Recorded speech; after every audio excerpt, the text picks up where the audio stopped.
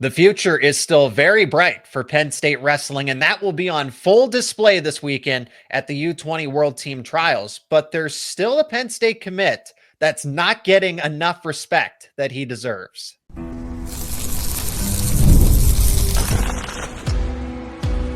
You are Locked On Nittany Lions, your daily podcast on the Penn State Nittany Lions.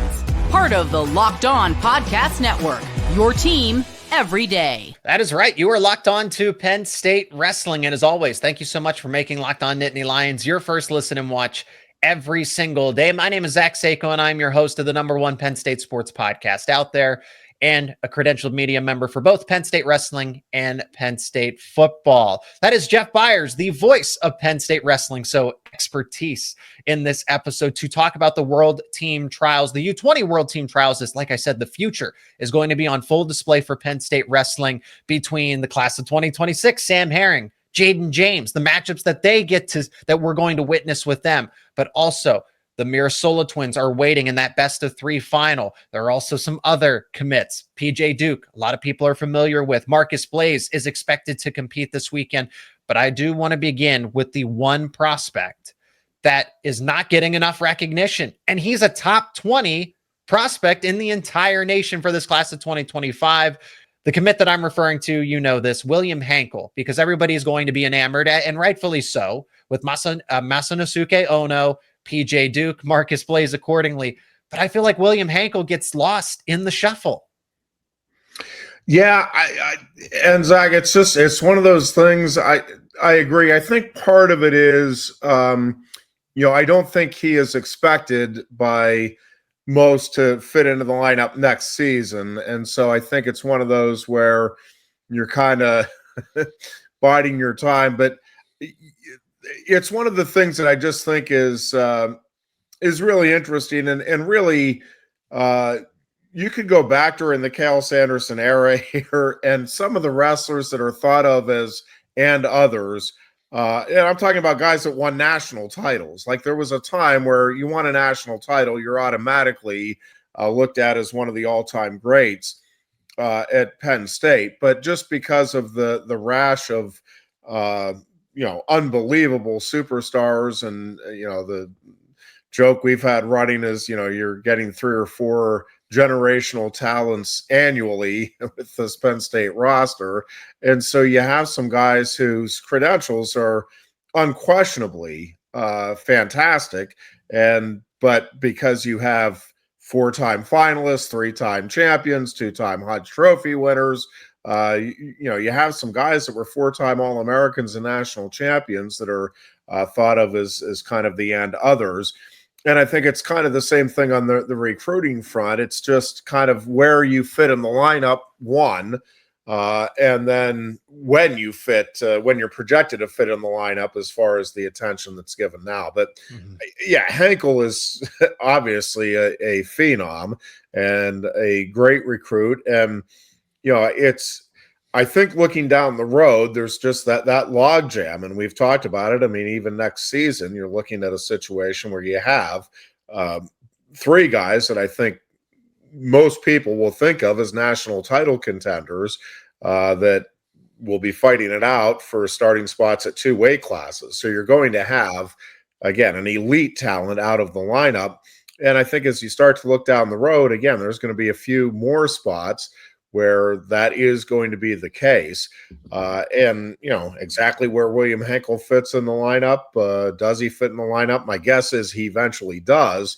Exactly where, I don't know. And I think that's part of what is going to happen here over the next couple of years, is guys kind of figuring out, all right, where is my best chance? How does, this lineup look to give Penn State its best opportunity as a team to go out and try to continue to win national championships.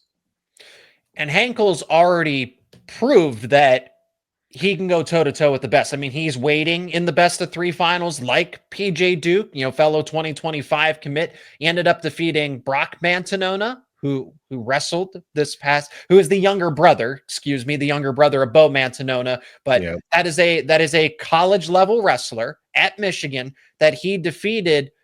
Went back and forth. It was certainly a battle to behold, but like I said, someone coming out of high school that's able to go toe to toe with that with a college level ready type of wrestler just tells you that, okay, Penn State back to it again, embarrassment of riches. And yeah, his outlook, it seems fairly reminiscent to Joe Sealy, where Joe Sealy's one of the top recruits in 2024, but doesn't have a clear path into the lineup. And it's not so much about that Henckel is getting looked past because of who he is as a wrestler. He's not being underrated, but it's because there isn't that one-way ticket right into the lineup that maybe a Luke Lillidahl had, for example, or, Levi Haynes once upon a time, not too long ago.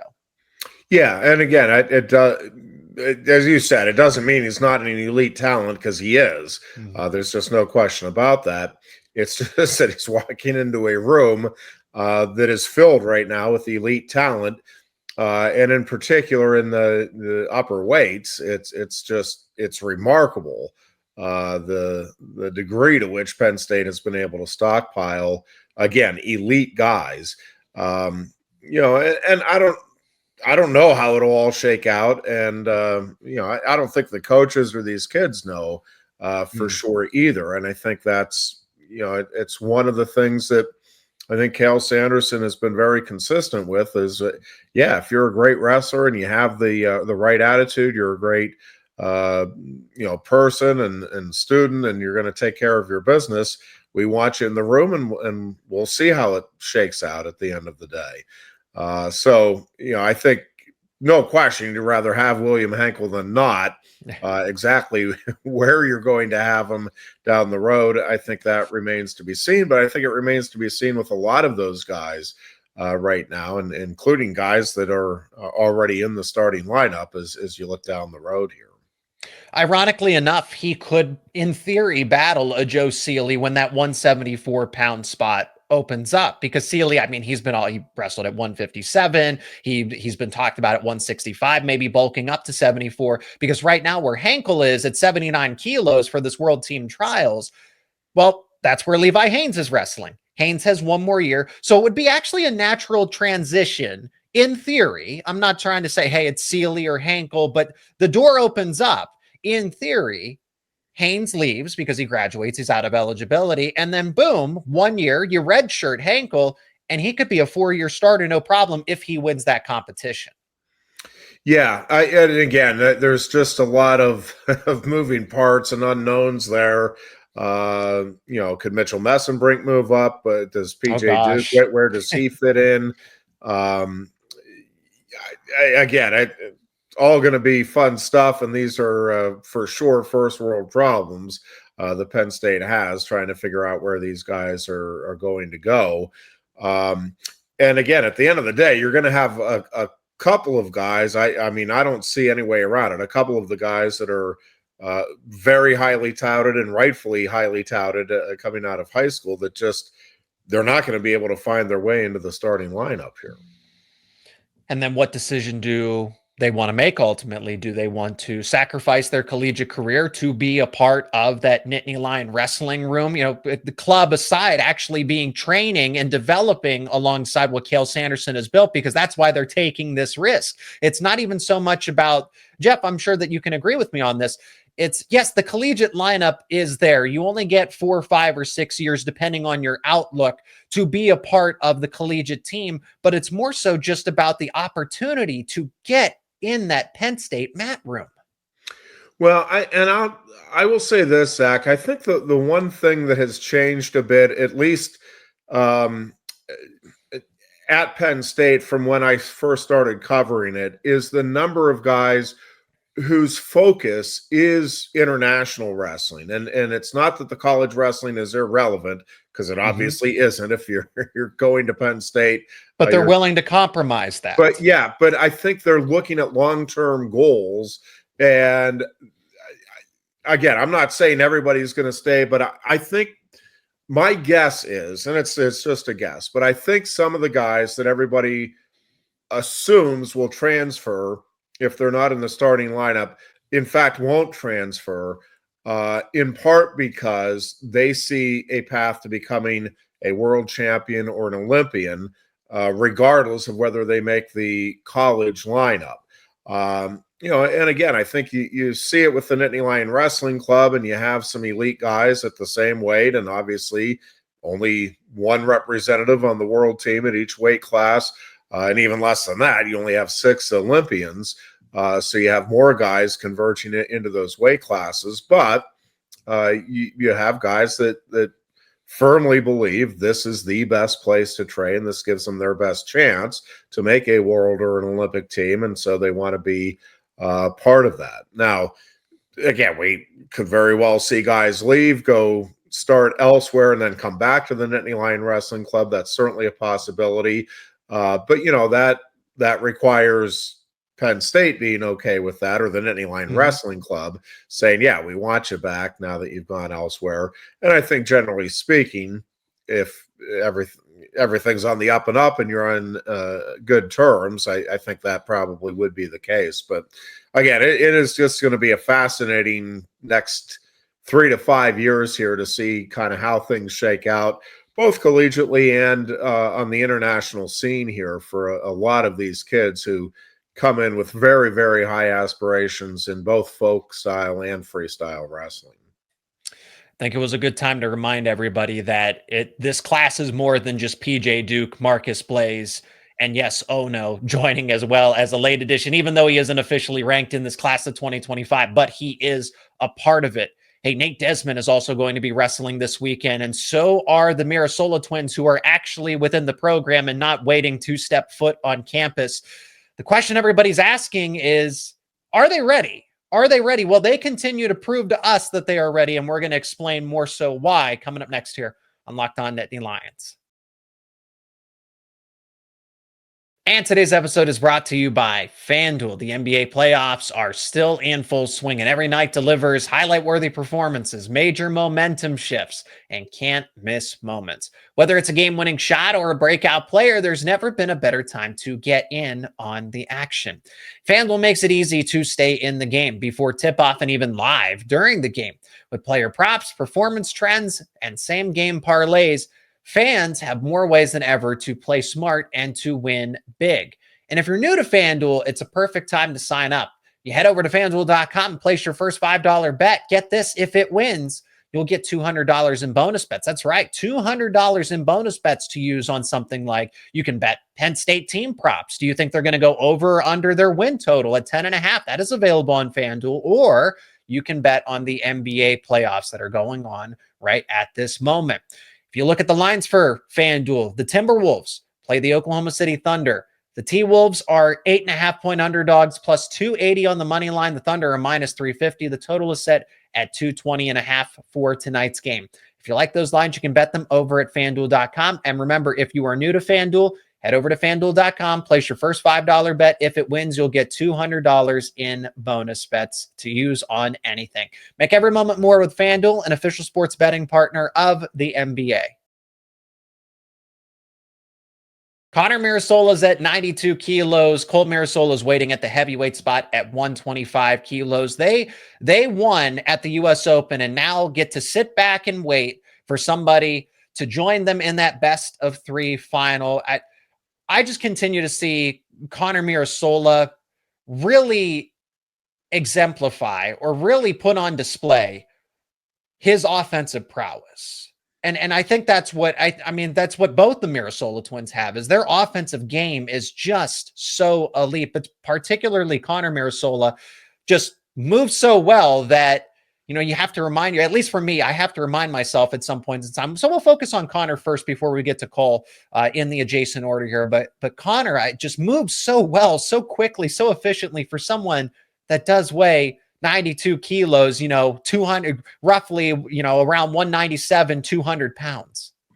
Yeah. And he's just one of those guys, Zach, that is just such an amazing combination of everything you want in terms of the right attitude, the right work ethic, and then obviously just a tremendous, naturally gifted wrestler and just a great feel for the sport. And I do think he's a guy that just is special in every way. And he is a guy that we saw it last year when he got the takedown on Aaron Brooks, and it's the only guy to do that, and he wasn't even on campus yet. So I think he's just, again, very special and somebody that can beat you in a wide variety of ways, and he just keeps getting better and better, picking up new little techniques and little nuances to his game. And I think as good as he is, and he's elite, I mean, he's great right now, I do think he's one of these guys that you're just going to see continue to make those giant leaps forward from one season to the next throughout his career. And it's why I have this, I guess, cautious expectation that, okay, it's, this debate, we'll have to save this because it's an entire episode to itself, but Josh Barr came in at 184. You have Connor Mirasola. This is the logjam that we were referring to, Jeff, that you have so many options between Rocco Welsh, Josh Barr, Connor Mirasola. Which one do you go with at the end of the day for the three wrestlers at two spots? So that's a separate conversation, but Connor Mirasola isn't an afterthought to me, and continues to prove on these types of circuits that, allow him to continue to the college level of folk style, allow him to continue to adjust, and he'll be right there. The same thing goes. The twin brothers are in the same category together because Cole Mirasola took on the task, the challenge of bulking up and being a heavyweight, despite competing at, give or take 97 kilos, that weight class above his twin brother. And you can see it. You can see that he is going to be undersized, that he is going to have to rely on technique, aggressiveness, the smarts, being able to outsmart the opponent because he might not. But I've already seen it, Jeff, that he's put on that heavyweight strength. It's that even though he's going to be giving up some weight, it's not as noticeable as you would think. Yeah, and I mean, it is an adjustment, and I think he is still going through that adjustment, but I think this past year was enormously beneficial to him in terms of just getting that feel, understanding kind of some of the adjustments. And heavyweight it's a different animal than the other weight classes in terms of how you have to wrestle and what it is you need to do to emerge victorious. And I just think Cole, again, is starting to scratch the surface of how good he's going to be as a heavyweight. And I think he's going to keep getting better and better. And I think with all of these guys too, Zach, the one thing that shouldn't be unnoticed or underrated is the importance of just continuing to wrestle. I go back to that Bo Nickel, Miles Martin match, and Bo getting the pin and saying that, he just has been in that situation countless times throughout his career, meaning in the practice room as well as in matches. And so he wasn't worried. He knew exactly what he was doing. It's just one of those things. It's like anything in life. The more you do something, obviously, the better you're going to get, the more feel you have. And the fact that all of these guys just keep wrestling year round and regardless of the style. And again, I think more and more folk style and freestyle are benefiting each other in terms of if you're good at one, it's going to translate pretty effectively to the other. And so I think just getting that experience, regardless of the outcome, and obviously you love the outcomes you're seeing here by and large with these Penn State kids, but just getting that experience against other top-notch competition, it can't help but make you better as you look forward to next collegiate season, and even again beyond that with both their folk style and freestyle careers. It's just getting that experience both in the room and then in the outside competition that just allows them to continue to build on their wrestling skills, but also the confidence, because they know now they are facing the best in the world. They're facing the best in the country. And again, regardless of result, they know, all right, it's a little improvement here, a little improvement there, and we can take that next step and become an even better wrestler. We're going to go a little rapid fire here. So we'll start this portion to finish up segment 2, and then as we go into the final one, this is going to go through the weight classes where there's going to be Penn State affiliated wrestlers in these weight classes at 57. So Nate Desmond wrestled at 61 at the US Open, but drops back down to 57. What that tells me is that at some point in time, Desmond, he might be a lightweight in the present, but in the future, he could bulk up to 133. Who knows, maybe further down the road, 141. I'm not going to make any judgments there. But that right now, he is in this spot where he can be a lightweight. And I can't say that he's the favorite here because Anthony Knox is as impressive of a prospect who's waiting in that best of three finals. But it would not shock me if Nate Desmond ends up being that opponent that breaks through at 57. No, I think he's right there. And yeah, I think with a lot of these guys, there's if you're a great wrestler, you're a great wrestler, and you can probably go at a couple of different weights. It's a matter of how disciplined you want to be and where you think your best shot is. And the one thing I will say with freestyle again is you can kind of take your time and get your weight right for a specific competition, and then let yourself go a little bit. And I don't mean you're just eating what you want and doing whatever you want, but you're not having to watch as closely. It is just tougher when you get into the grind of a college season to maintain a weight that is a bigger pull. Now, again, if that's what you have to do to make the lineup, that's what you're going to do. But I just think it's more of a pull, and it's a tougher feat to accomplish at the collegiate level with folk style than it is when you're going freestyle. And again, you have, in most cases, a couple of months between competitions at least. PJ Duke is waiting at 70 kilos. He's set to wrestle at Final X, but he's going to take this bid at U20 in that best of three final. We mentioned that both the Mirasolas are waiting at 92 and 125 respectively. Of course, William Henckel at 79. At 61 kilos, which we're going to pick up with next, there could be two Penn State commits that might have to wrestle against each other just to get to that final. We'll tell you more about it coming up next here on Locked On Nittany Lions.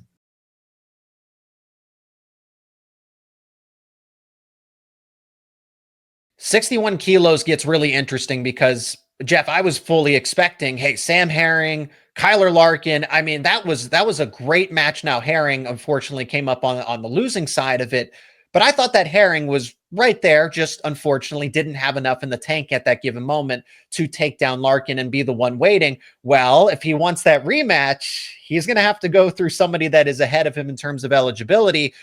And that's Marcus Blaze, and that's not easy. Now at the time of this recording, Blaze is expected to enter, but has not officially registered. He's expected to register at 61 kilos, which is give or take the equivalent. That's 133. It's 134 and some change, but that's 133. Marcus Blaze has been all over the place. He wrestled up at 150 in the high school his senior year high school championships to win a fourth title in Ohio. And then he's up at 65 kilos. Then he's back down to 61 kilos.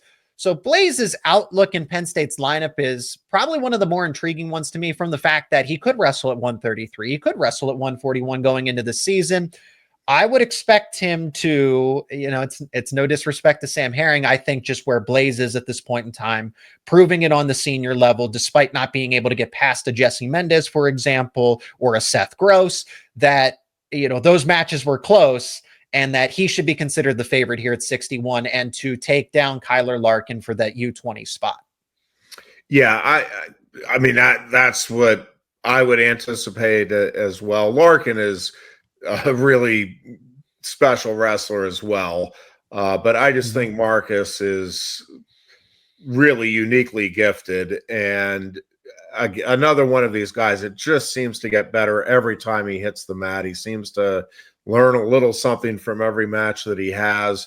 And just, I am super excited to see what he does with his career, not just at Penn State, but I just think he is one of these guys that is kind of must-see wrestling when he's out there. He just has a remarkable motor, a lot of creativity. I mean, he's just a guy that if you're a wrestling fan, you just want to watch and see what it is he's going to do next. And I think he's on the path to like true greatness. I mean, I think he's one of these guys that you can see being somebody that we're going to talk about what he accomplished and the way he did it for years and years and years to come. But for right now, yeah, I think it's just, again, getting more experience, continuing to build the confidence, and continuing to understand that you're always looking to improve. There's always opportunities to improve. And I think, you talk about a guy that clearly loves wrestling. He just does not seem to turn down any opportunity to go out there and compete. I don't want to try to use the word four-timer lightly because it is very difficult to do, but Marcus Blaze is a wrestling prospect that you would consider could have the opportunity to do it. It's the same thing with PJ Duke. If the opportunity presents itself, that's just how good these wrestlers, that's how great, that's how elite these wrestlers are in the present. Nobody at 65 kilos. Like I said, Marcus Blaze could have entered in or hypothetically registered at this spot. 65 is just going to be a sight to behold as it is, because if you want to see Bo Bassett, you want to witness him wrestle, he will be there. But Aiden Valencia, Daniel Zepeda, wrestling gurus will know those names. Sergio Vega as well. Yeah. There's a lot. That is a star-studded 65 kilo weight class. PJ Duke at 70 is going to be waiting for the best of three. I'd like to see him face a Landon Robidoux, for example, because he's, an Oklahoma State affiliated wrestler. Yeah. But Melvin Miller's top of the class of 2027. If it's Duke and Miller, once again, Miller gave PJ Duke a fight. And Duke's coming off of his impressive senior level run. That tells me more about Melvin Miller, honestly, in comparison to PJ Duke, and why this one, I'm not just, as much as I want to say this is an easy situation or an easier situation for Duke, guys like Robidoux, Melvin Miller make this conversation a little more interesting. I'm expecting Melvin Miller to face him here. Well, yeah, and this is another one of those, Zach, where it's such a great time to be a wrestling fan, because you have so many guys that are special, that are elite. And when you get to see these guys coming through in the same era with the same type of expectations, the belief of what they can accomplish, again, to me, it's just great for the sport. I'm, been talking a good bit about 184 collegiately in the upcoming season, and at least four guys there that you're like, man, this could be the next truly great one. Well, only one guy gets to have his hand raised on Saturday night at the NCAA tournament, and whoever that is going to earn it. I think it's going to be much the same way here. And again, Duke and Miller may end up at different weight classes collegiately. We'll just have to wait and see how all of that plays out. But I think the neat thing to me is pretty much across the board. There might be some exceptions that I'm not thinking of, but I really can't think of any that with these superstars that are coming out of high school or that are in high school, their willingness to go out and compete and put it on the line. Like, they love the competition. They're not afraid of being challenged. They're not afraid of a blemish going on their record. And I think that's great for the sport. And it just hasn't always been the case. You've had some guys that I think have tried to protect their records or their image. And I think more and more people are realizing that you can be thought of as great and have some losses to other great wrestlers. It's not any kind of great shame or mark. That's the nature of sports. Sometimes one great team is going to beat another, and one great wrestler is going to beat another. That's why you want to watch high level athletics, is to see the best going against each other. And I just think it's neat to me to see in this sport right now, these guys not only not ducking it out, they're seizing and looking for these opportunities, seeking them out. And in some cases, we've had guys, at the high school level, it's like, well, I'll go up or down a weight class because I want to see this other superstar and what I can do against them. And to me, that is really, really special, and it's really, really good for the sport. And ultimately, I think it's good for these kids too, because again, the more you face other great competition, the better you're going to be, regardless of the results.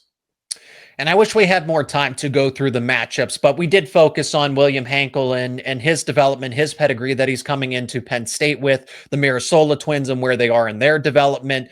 I do want to finish with Jayden James because he just took a U17 title at the U.S. Open. He is registered for the U20 World Team Trials at 74 kilos, another one of this hypothetical logjam, because who knows where he ends up if he happens to bulk up a weight class or so. I think he can. I think he will be able to leave his mark here and make a lot of noise in this bracket, and as he should. I don't think that's a hot take or that's anything crazy here, because he is the number 3 prospect according to Matt Scouts overall, pound for pound. So he should be able to. That should be the expectation. LaDarian Lockett's the one that's waiting at 74 kilos. That's honestly the matchup out of all of them that I want to see the most. Yeah, I'm with you. I think that's just a matchup that'll be electrifying for if it happens. It's not guaranteed, for but if it fans happens, to watch, if it occurs. But yeah, again, it's another one where I just think kid who loves wrestling obviously wants to be the very best he can be. And again, regardless of the outcome in any one competition, I think it's just fun to see the overall trajectory, which I think is obviously very, very good here. And yeah, it's another one where exactly where does he fit in the lineup? I don't know. But I do think he fits into the lineup down the road for sure. We just had a recent interview with him on the show. So if you happen to miss that one, go check it out. An exclusive here on Locked On Nittany Lions, just so you have a scouting report, if you will, for Jayden James, since he is one class away, but he's going to be wrestling now. So you can get that glimpse into the future, the not too distant future for Penn State wrestling. That's going to do it for this edition of Locked On Nittany Lions. Thank you, as always, Jeff, for joining me here to talk Penn State wrestling, the current group of commits that are yet to join the wrestling program officially, the collegiate team, but also the ones that are currently with the program and the commitments that are a little further out, but they're all going to be wrestling. They're going to be active here, as wrestling doesn't stop for them. They don't take any breaks. So thank you again for joining the show, Jeff. Thanks, Zach. And once again, thank you so much for checking out another edition of Locked On Nittany Lions. Appreciate the support. Thank you to the everydayers out there for making us a part of your regular routine. If you are new to the show, become an everydayer. Subscribe to the YouTube channel and wherever you get your podcasts. And friendly reminder, let us know your thoughts down in the comments section. Thank you for making Locked On Nittany Lions your first listen and watch every single day. Now, for your second listen and watch, you got to check out The Portal. It is Locked On show devoted entirely to high school football recruiting, and go figure, The Portal. It's in the title, right? You can catch all of the latest with Brian Smith when it comes to the ever-changing landscape of college football. It's available on YouTube and wherever you get your podcasts.